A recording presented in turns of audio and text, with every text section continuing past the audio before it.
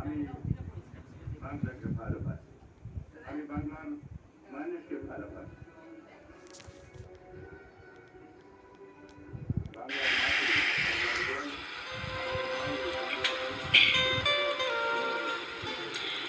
এবারে যে চিঠিটি পাঠিয়েছেন তিনি হলেন নদিয়া কৃষ্ণনগর থেকে সঞ্জীব রাহা।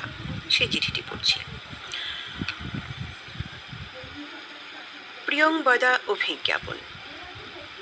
ক্ষুধা মানুষের প্রাথমিক মৌলিক চাহিদা। এখন প্রশ্ন হচ্ছে, স্বাধীন দেশে আমি কেন ক্ষুধার্ত থাকব?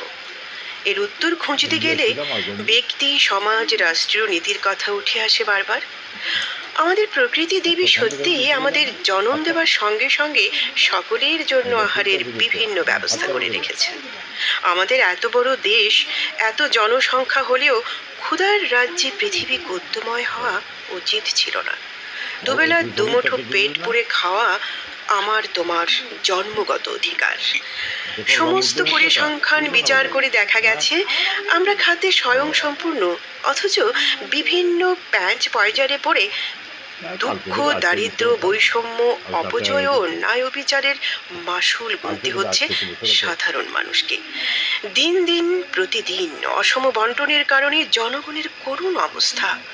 বিভিন্ন সামাজিক অনুষ্ঠানে, হোটেলে প্রতিনিয়ত টন টন খাবার নষ্ট হচ্ছে, অথচ গরিব ক্ষুধার্ত মানুষ প্রতিনিয়ত মাথার ঘাম পায়ে ফেলেও পেট ভরাতে পারে না। এর জন্য সঠিক নীতি ও আইন প্রণয়নের দরকার। সমবন্টন ও অপচয় রোধ অনেক ক্ষেত্রে আমাদের শস্য ভাণ্ডারকে স্বয়ংসম্পূর্ণ করতে সক্ষম।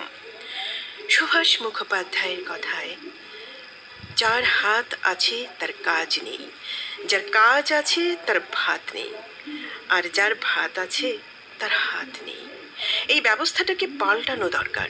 শ্রাবণ ও শুভেচ্ছা সহ সঞ্জীব রাহা, পাড়িয়া মার্কেট, কৃষ্ণনগর, নদিয়া।